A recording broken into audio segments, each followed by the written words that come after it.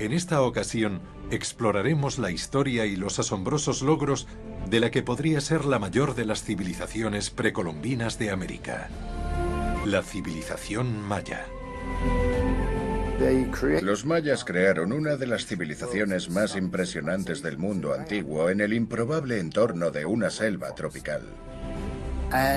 Resulta muy difícil comprender cómo levantaron esos colosales templos sin metal, sin ruedas y sin tracción animal.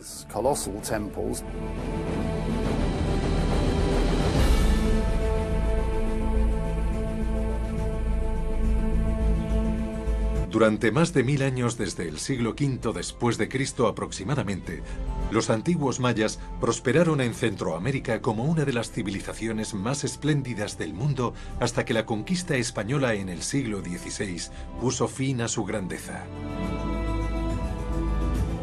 A diferencia de otras civilizaciones precolombinas como la azteca y la inca, los antiguos mayas nunca tuvieron un imperio unificado, sino un grupo de ciudades-estado independientes y a menudo enfrentadas en una amplia área que abarcaba unos 1000 kilómetros de norte a sur y unos 600 de este a oeste. En este episodio, viajaremos en el tiempo para explorar más de 1000 años de historia maya a través de los extraordinarios relatos de sus ciudades más destacadas. Nuestra historia comienza en el siglo VII después de Cristo, con el apogeo de una de las ciudades más antiguas de los mayas, Palenque, en el sur de México.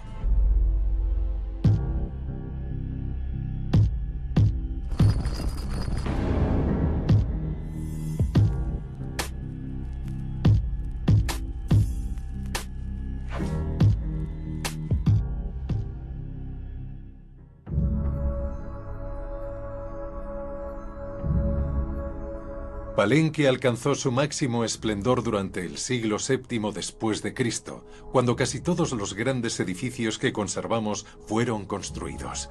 La mayoría de ellos se levantaron durante el largo mandato del rey Pacal el Grande, quien gobernó Palenque entre los años 615 y 683 después de Cristo. La historia de Palenque, una de las primeras grandes ciudades mayas, es una de las que conocemos desde hace más tiempo, pues fue de las primeras en ser investigada por los arqueólogos durante los siglos XVIII y XIX. El edificio excavado aquí en la década de 1890, conocido como el Palacio, pudo ser uno de los edificios más importantes de Palenque.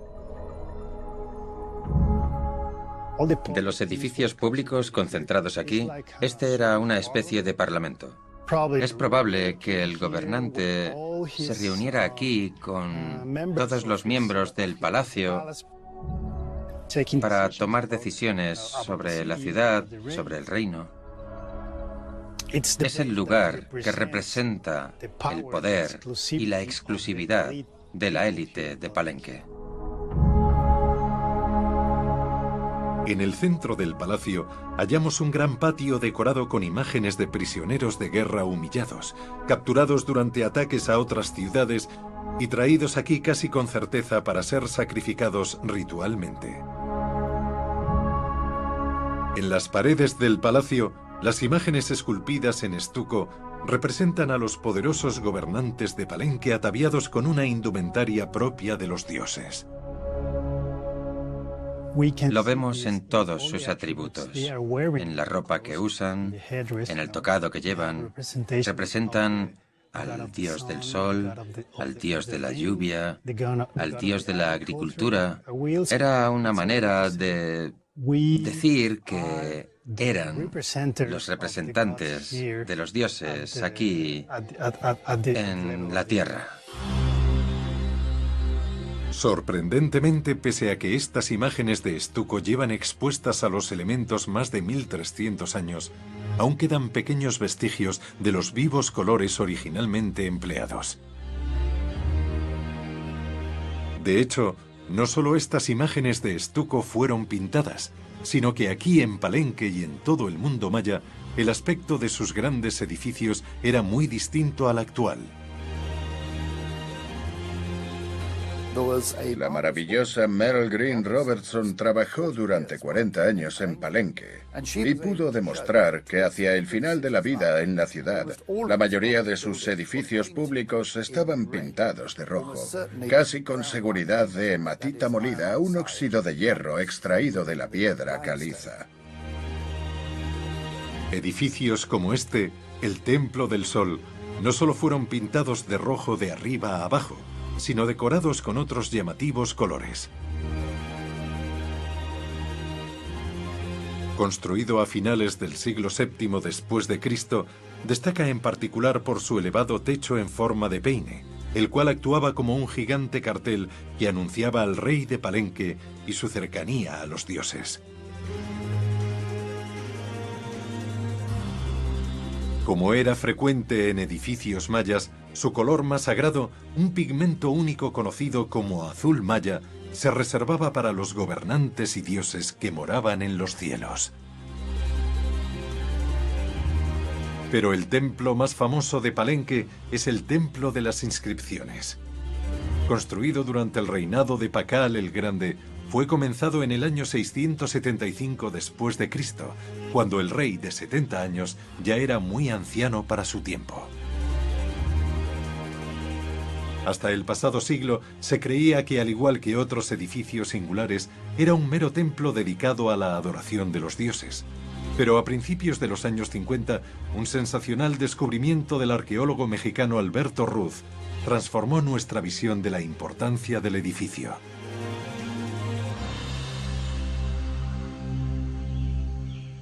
Alberto Ruz halló una escalera dentro del templo y logró descubrir la tumba de Pakal en 3 temporadas, desde 1948 hasta 1952.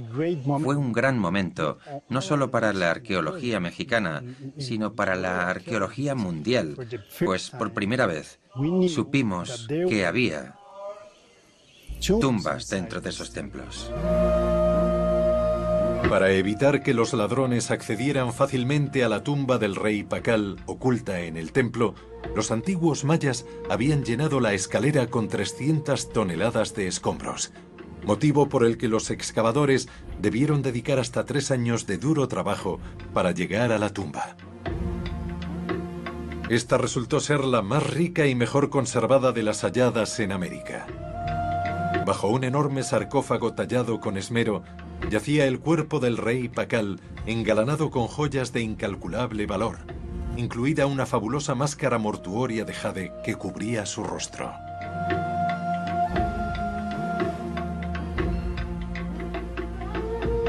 La tumba del rey Pakal fue la primera tumba real hallada intacta en un templo maya. Desde entonces, se han encontrado muchas otras tumbas de gobernantes mayas, especialmente en Tikal, Guatemala, y Copán, Honduras.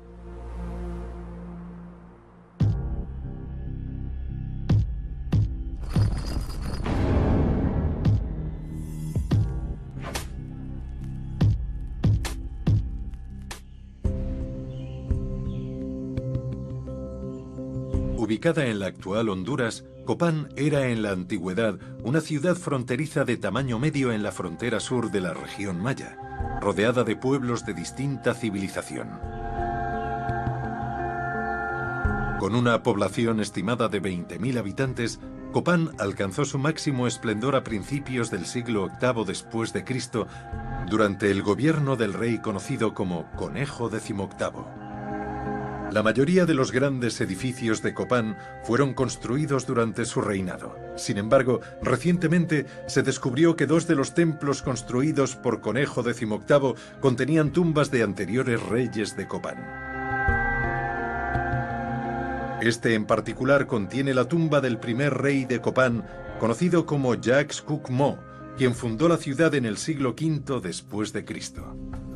Fue importante porque en Copán, jeroglíficos de 4 siglos más tarde hablaban de este rey como su fundador y muchos arqueólogos habían dicho, no, se trata de algo imaginario. Habría sido un líder del montón si es que hubiera llegado a existir. Y lo que descubrimos con la tumba de Jacques Cook-Mo es que realmente existió. Sus fechas, su nombre, su carrera, todo había perdurado durante 4 siglos. Y por tanto supimos que los textos de los mayas eran verídicos. También se encontró la tumba del 12º rey de Copán enterrada bajo la escalinata jeroglífica, el monumento más famoso de Copán. Construida por Conejo XVIII sobre la tumba de su predecesor, contiene el texto jeroglífico maya más largo conocido, con hasta 2000 glifos recientemente descifrados. Esta es la pieza propagandística más grande en Copán y una de las mayores del mundo maya. Cuenta la historia de los reyes de Copán, desde su fundador, Jacques Cook-Mo, hasta su 15º rey, quien terminó la escalinata jeroglífica. Y el 12º rey de Copán está enterrado bajo ella. Probablemente, dicho monarca no fuera aceptado por todos en Copán, pues es posible que no fuera un maya puro, o que al menos no fuera considerado como tal. Por tanto, se trataba de una pieza propagandística con el fin de ubicar al 12º rey de Copán y a su sucesor dentro de la línea de legitimidad real.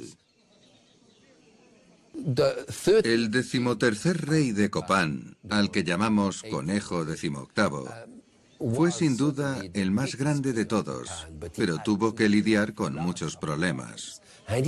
Él fue quien comenzó con esa propaganda para decir, no os preocupéis, todo está bien. Durante los 40 años de reinado de Conejo XVIII, Copán prosperó como nunca antes. Pero al final de este mandato, un conflicto cada vez más profundo con las ciudades mayas vecinas preludió la inminente caída de Copán. Estaba en conflicto con Quiriguá, y Conejo XVIII sería arrestado por su rey y sacrificado allí. Su muerte en el año 738 marcaría el principio del fin de Copán.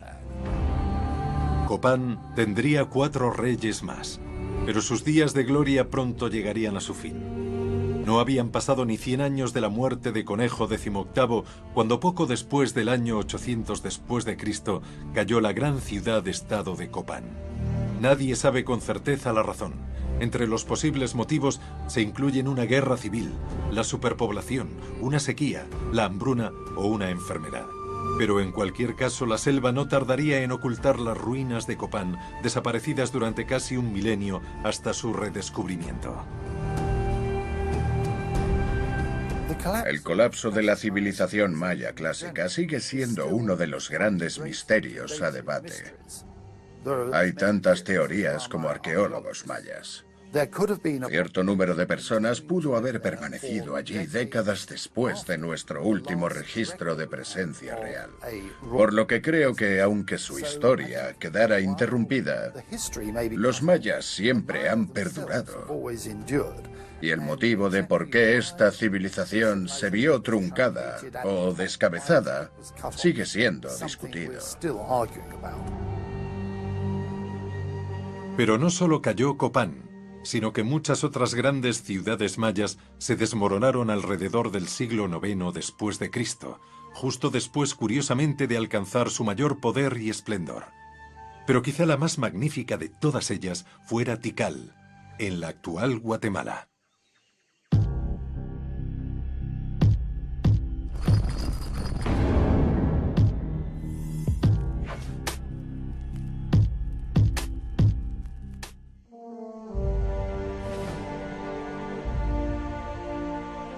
Mucho más grande y poderosa que Copán, su aliada subordinada, Tikal ya era una importante ciudad siglos antes de que ésta alcanzara prominencia, aunque su era de mayor esplendor también tendría lugar en el siglo VIII después de Cristo.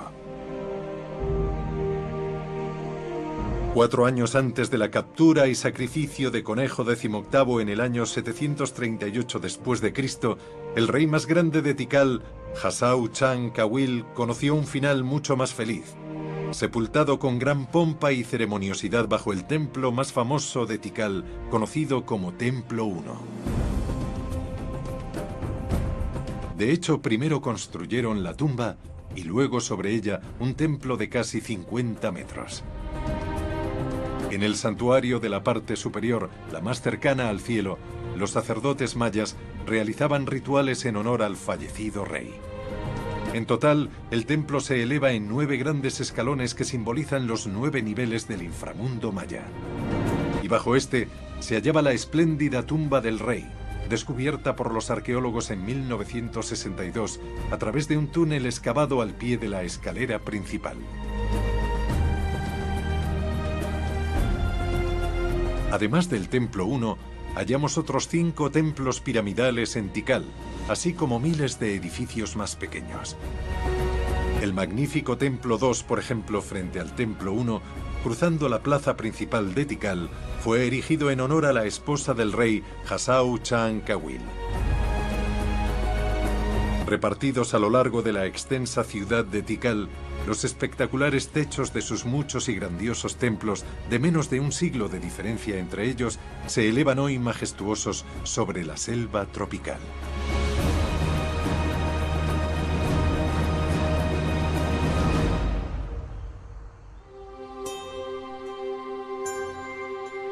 Sin embargo, hasta que Tikal fuera redescubierta a mediados del siglo XIX, sus grandes templos habían permanecido ocultos bajo la selva desde hacía un milenio, cuando se produjo el misterioso colapso de Tikal y otras muchas ciudades mayas en torno al 900 después de Cristo. Estas excepcionales fotografías de Tikal fueron tomadas en la década de 1880 por el arqueólogo británico Alfred Maudsley, quien, ayudado por un gran equipo, fue el primero en despejar la zona para que los grandes monumentos de Tikal pudieran ser estudiados. Alfred Maudsley marcó prácticamente el comienzo de la arqueología maya en Tikal.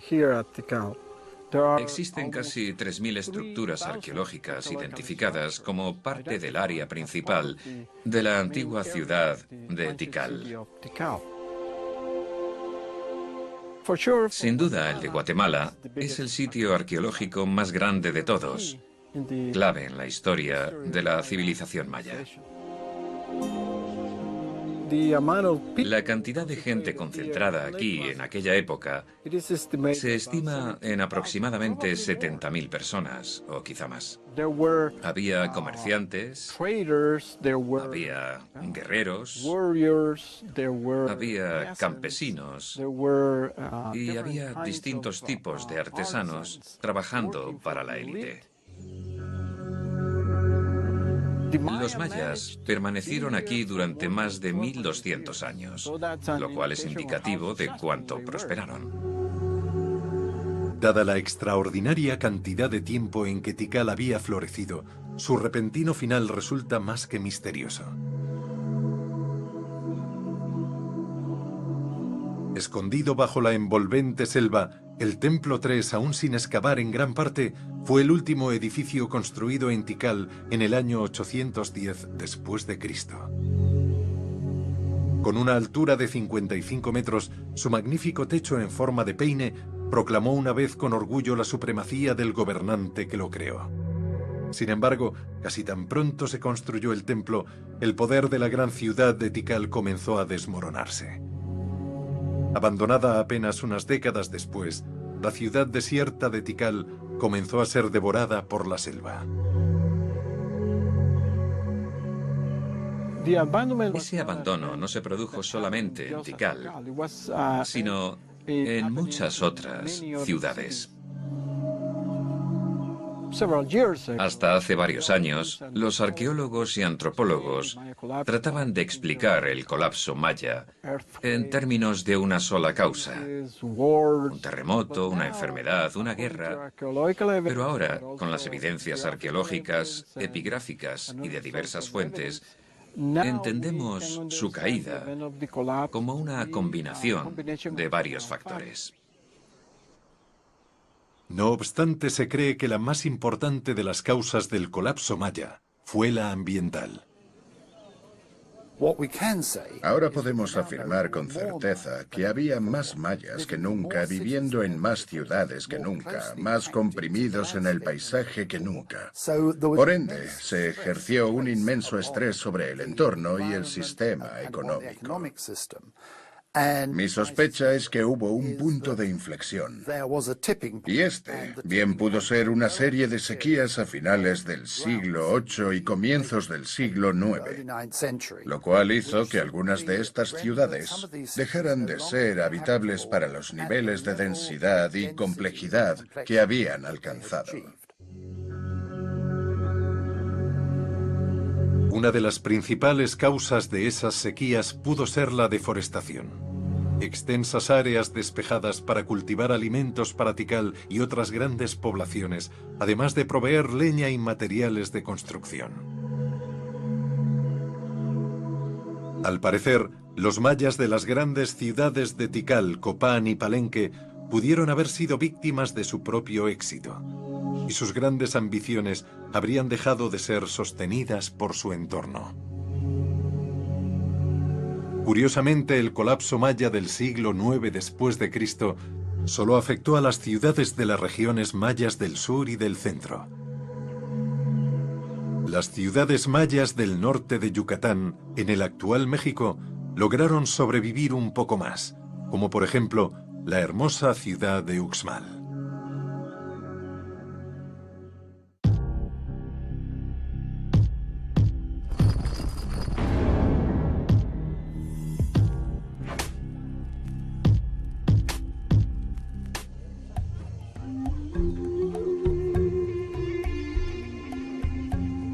Uxmal, declarada Patrimonio de la Humanidad por la UNESCO, es una de las ciudades mayas mejor conservadas, en parte debido a la alta calidad de sus piedras y técnicas de construcción, y también al clima seco de la región. La ciudad dominaba la región durante su apogeo a finales del siglo IX y principios del X, con alrededor de 30.000 habitantes, y es famosa por los distintivos estilos arquitectónicos de sus magníficos templos y palacios.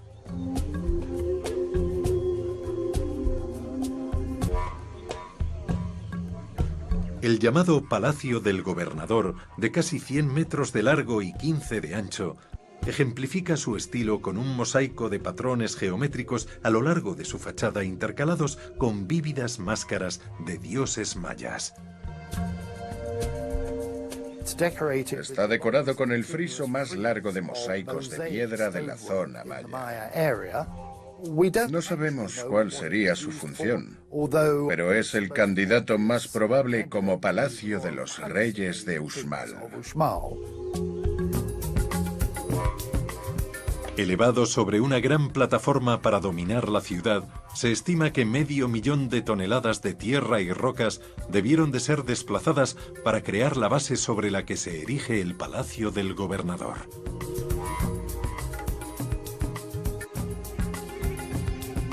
Sin embargo, el más famoso de los edificios de Uxmal es el Templo del Adivino.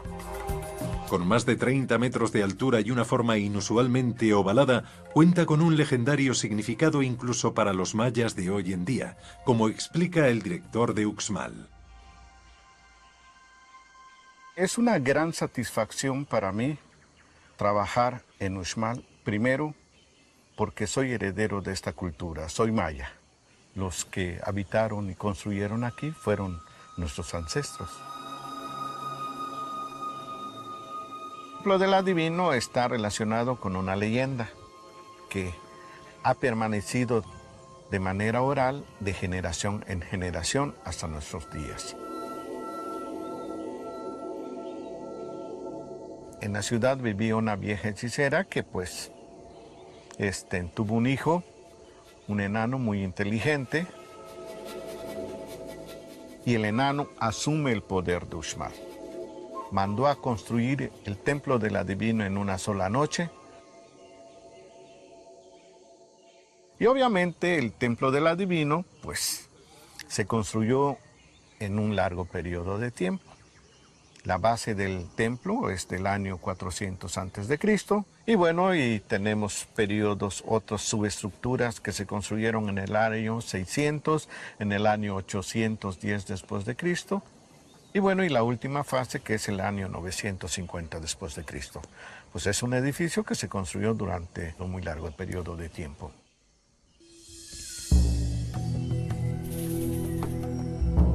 A lo largo de los 4 siglos en que la ciudad floreció, un dios era venerado sobre todos los demás en Uxmal. Chak, el dios de la lluvia. Su imagen se repite en todos los grandes edificios de Uxmal, incluido el Templo del Adivino. El mascarón de Chak es una cara con sus cejas, con un tocado, con los ojos muy bien marcados, la nariz, la boca y las orejeras. Las orejeras y los aretes que cuelgan en los laterales del mascarón. Los mayas de Uxmal veneraban al dios de la lluvia, porque de él dependían la vida de los gobernantes y del pueblo. Uxmal dependía por completo de las lluvias, pues no había ríos, lagos o pozos de agua permanentes cerca de la ciudad. No obstante, para desgracia de los habitantes de Uxmal, su adoración al dios de la lluvia Chak no bastó para mantener el flujo de lluvias. Pruebas científicas demuestran una gran sequía a finales del siglo X después de Cristo, y es posible que por su causa la ciudad fuera abandonada. A pesar del colapso de las grandes ciudades mayas de Palenque, Copán, Tikal y Uxmal a finales del siglo X después de Cristo, aún estaban por llegar los mejores días de una magnífica ciudad maya, una de las más famosas y espectaculares de todas ellas, Chichén Itzá.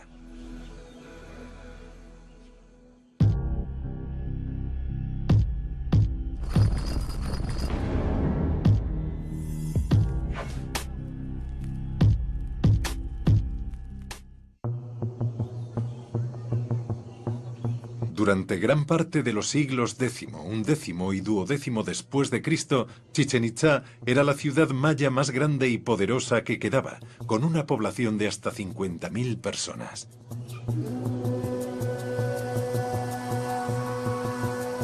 Sus numerosos y espectaculares edificios ceremoniales se extienden a lo largo de más de 5 kilómetros cuadrados.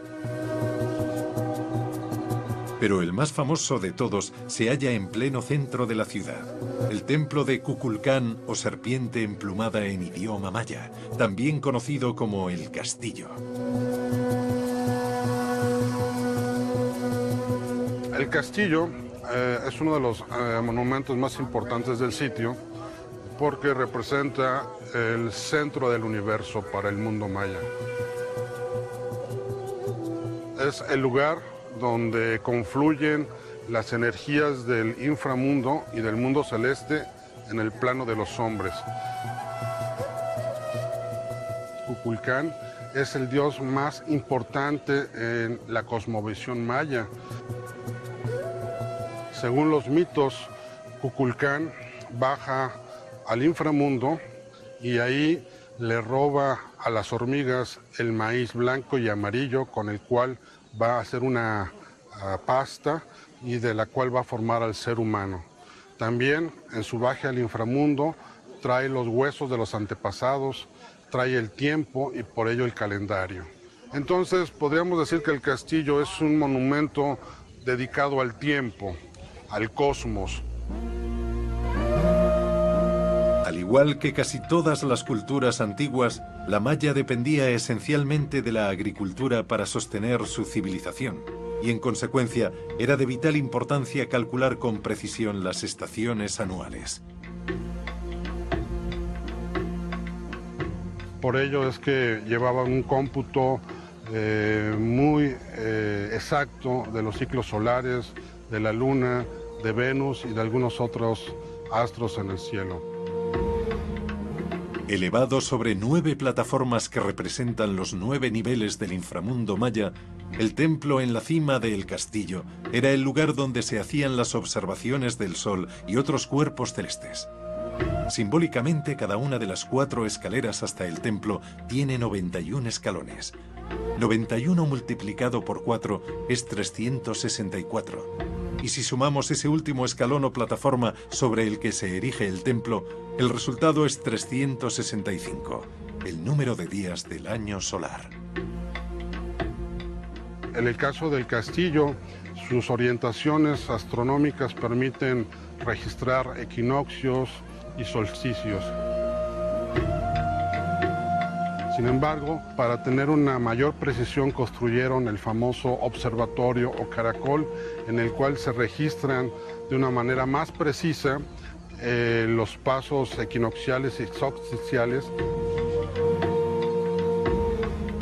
Levantado sobre una elevada plataforma, se estima que su observatorio circular, el Caracol, data del año 900 después de Cristo. Según las observaciones astronómicas realizadas en el Caracol, los sacerdotes y gobernantes de Chichén Itzá podrían haber fijado las fechas de la siembra y cosecha de cultivos, y también las de importantes ceremonias anuales. Las observaciones pudieron realizarse a través de una serie de ventanas alineadas con significativos eventos astronómicos. Esta se alineó con la puesta de la luna en el equinoccio de primavera. Y cuando llegaba el solsticio de verano, se podía ver la puesta de sol a la derecha de esta ventana. En cambio, si el sol se ponía a su lado izquierdo, eso indicaba la vuelta del equinoccio de primavera u otoño.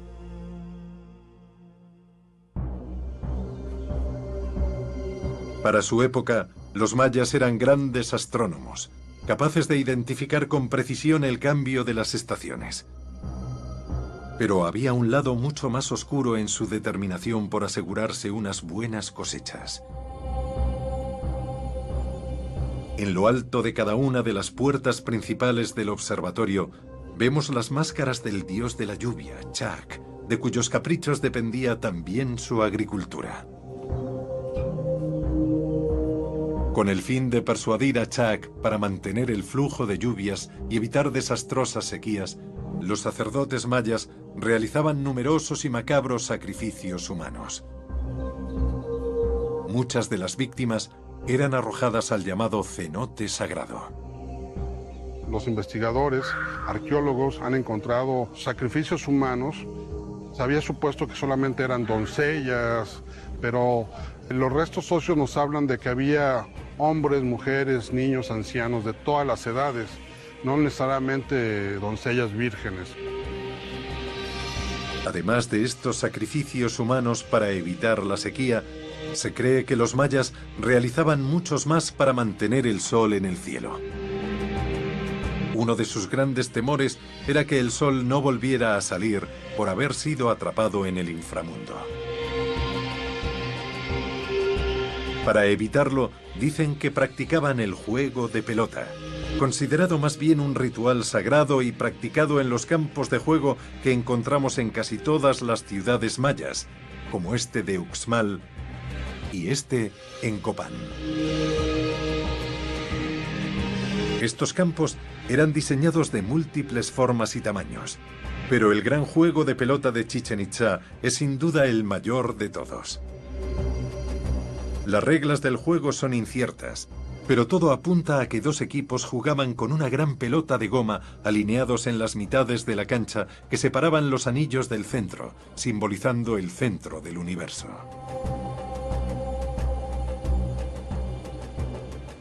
La pelota representaba el sol y era golpeada por los jugadores y el sol viajaba de un extremo del universo al otro. Al final del juego había un sacrificio, lo que aún no sabemos con certeza si eran los ganadores o los perdedores, los cuales eran sacrificados.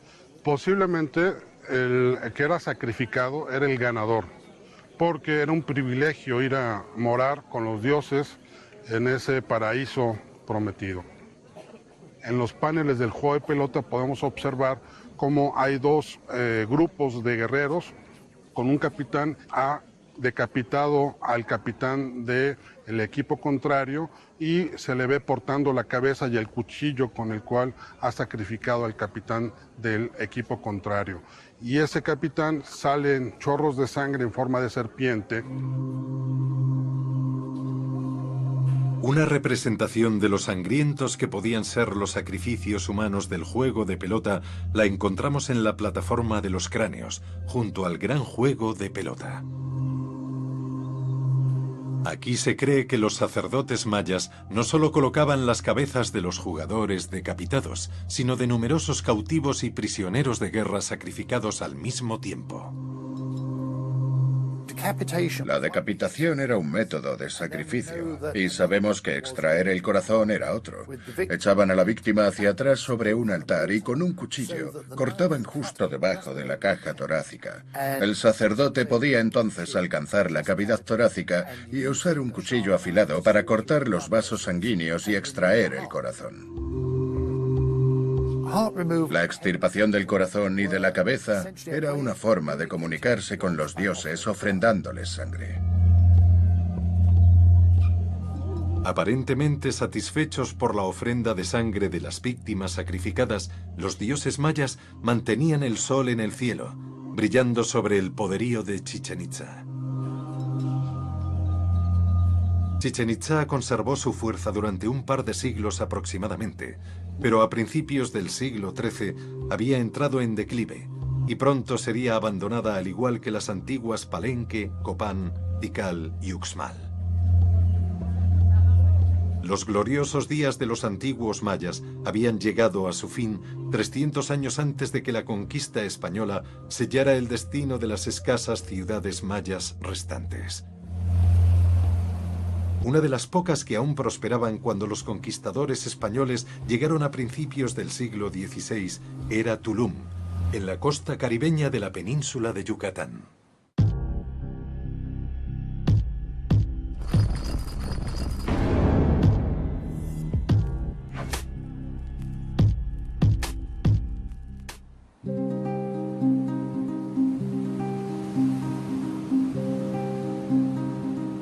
Construido en la costa con vistas al mar Caribe, el antiguo puerto de Tulum fue una de las últimas ciudades construidas por los mayas, la cual floreció desde el siglo XIII en adelante. Con apenas unos miles de habitantes, esta ciudad mercantil prosperaba gracias a los beneficios del comercio costero.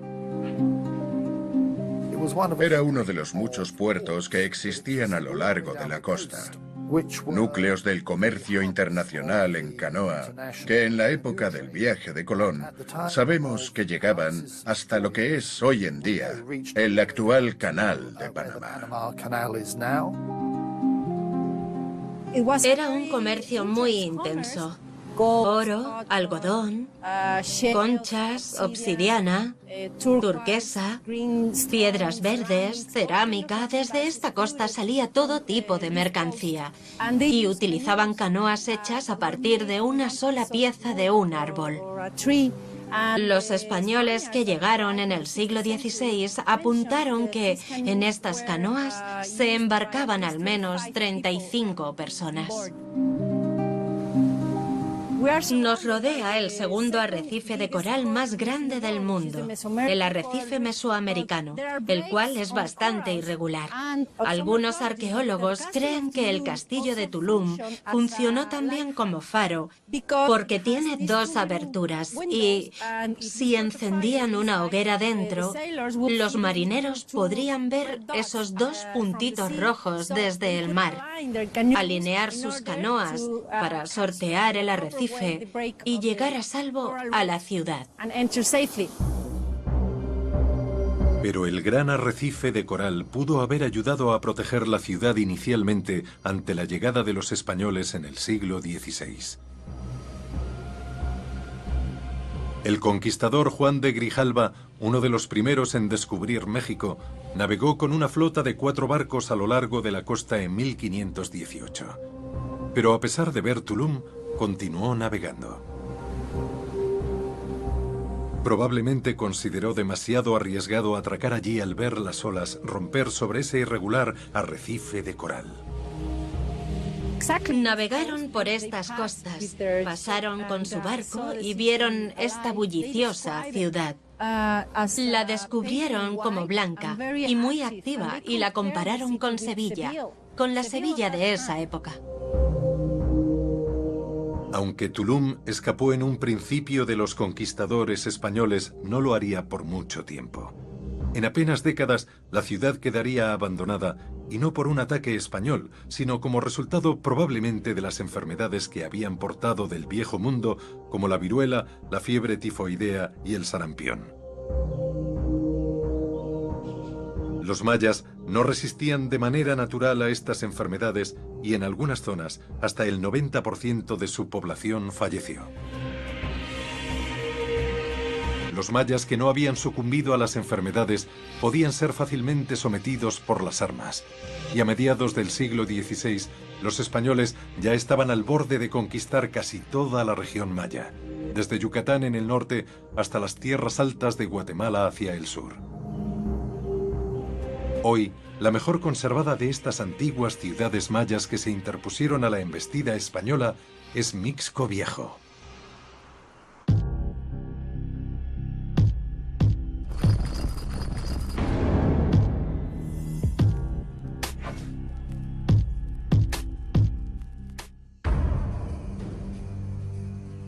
Situada en la cresta de una montaña rodeada de profundos barrancos, Mixco Viejo era una novísima ciudad en el momento de la conquista española, fundada menos de 100 años antes. Al igual que otras ciudades mayas de la región, se construyó en una ubicación muy fácil de defender, pues antes de la conquista española ya existían conflictos entre distintos reinos mayas. Por supuesto, estas ciudades fueron construidas para defenderse de otros mayas, no para defenderse de caballos, armas de fuego o perros de guerra. Por tanto, cuando se atacaba o sitiaba uno de estos lugares, no tardaban en sucumbir. Los españoles, militarmente superiores, aceleraron la conquista de las tierras altas de Guatemala recurriendo a la vieja táctica del divide y vencerás, aliándose con otros reinos mayas para volverse después contra estos también. En México habían hecho eso y les había funcionado, así que cuando llegaron a Guatemala emplearon la misma táctica. Decidían qué grupo les sería útil y le ofrecían una recompensa. En el caso de Guatemala, los quiché eran los más poderosos de la época, por lo que se aliaron con el siguiente grupo y los derrotaron. Pero entonces los españoles no cumplieron con lo prometido a sus aliados y comenzó la rebelión. Los gobernantes de Mixco Viejo en particular unieron fuerzas con los españoles en 1524 para vencer a sus enemigos, los quiché. Pero fueron tan maltratados por los españoles que se sublevaron en tan solo 6 meses.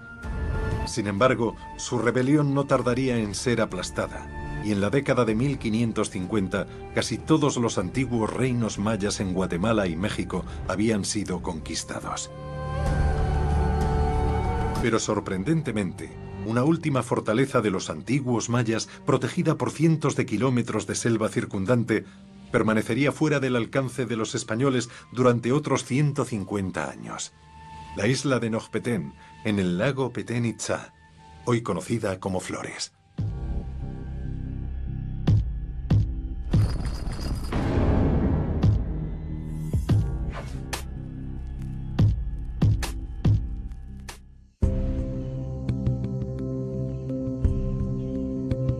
Nojpetén, la moderna ciudad de Flores, bellamente ubicada en una isla en medio del lago Petén Itzá, fue hasta 1697 la capital del pueblo Itzá y el último reino maya invicto.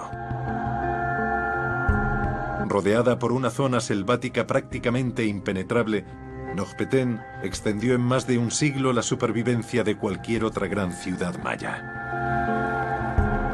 En realidad, sobrevivió por un abandono benévolo, hasta que los españoles decidieron que debían hacer algo con el que era conocido como un reino independiente y, en concreto, un refugio para los disidentes de las áreas españolas cerca de Yucatán. Tras decidir que la resistencia de Nojpetén debía ser aplastada, los españoles construyeron una calzada a través de la jungla en la década de 1690 para permitir el avance de un ejército. Con el fin de evitar la batalla, varios misioneros se adelantaron con el fin de persuadir al orgulloso gobernante de Nojpetén, el rey Canek, para que se convirtiera al cristianismo y se sometiera pacíficamente al dominio español. Los misioneros franciscanos llegaron a Nojpetén, pero su rey era leal a sus dioses y no quería ni oír hablar del cristianismo. Por tanto, rechazó la visita, pero en un acto de rabia, los sacerdotes subieron a lo alto de la actual isla de Flores y destruyeron sus ídolos, situados frente al principal templo de la ciudad. Enfurecido, el rey Canek ordenó que los misioneros fueran expulsados de la ciudad. Sin embargo, al poco tiempo, volvieron una última vez para intentar que se convirtiera. Trataron de hablar con el rey Canek, pero este, por la noche, masacró a todo el grupo. De este modo, envió un claro mensaje a la Iglesia y a la corona de España. No quería ser dominado por los españoles. Esa fue la chispa que llevaría allí a un enorme ejército el 13 de marzo de 1697, y no en son de paz, sino declarando la guerra al pueblo de Nojpetén y su rey Canek. El terrible ataque del 13 de marzo aniquilaría a muchos de los Ichá de la isla y supondría el final de su civilización en la gran isla de Nojpetén. Aquello fue una gran tragedia para el pueblo maya después de haber sido una de las grandes culturas del mundo. El antiguo templo maya de Nojpetén fue demolido tras la captura de la ciudad, y sobre sus ruinas se edificó una iglesia católica para sepultar su pasado pagano para siempre.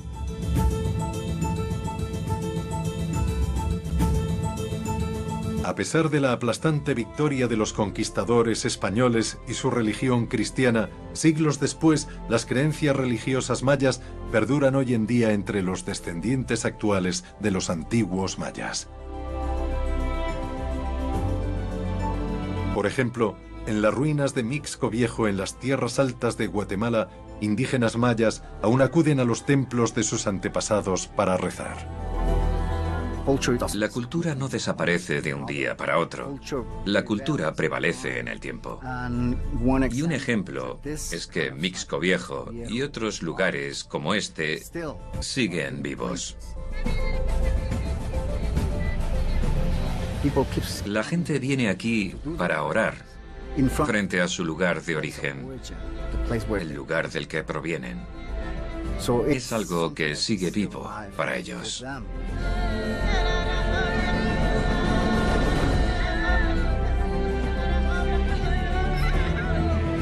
Para los arqueólogos e historiadores de los antiguos mayas, la cultura viva de los mayas actuales es de gran ayuda para interpretar lo que de otro modo sería un mundo totalmente desaparecido. La antigua civilización maya desapareció hace más de 1000 años. Pero los propios mayas sobrevivieron. Existen 6 millones de ellos que todavía hablan 28 idiomas mayas. Su cultura y sus lenguas son absolutamente cruciales para entender la cultura de sus antepasados. Hoy en toda la región la cultura maya perdura, mientras que las espectaculares ruinas de los antiguos mayas recuerdan a sus descendientes que aquellos un día gobernaron estas tierras y crearon una de las mayores civilizaciones del mundo.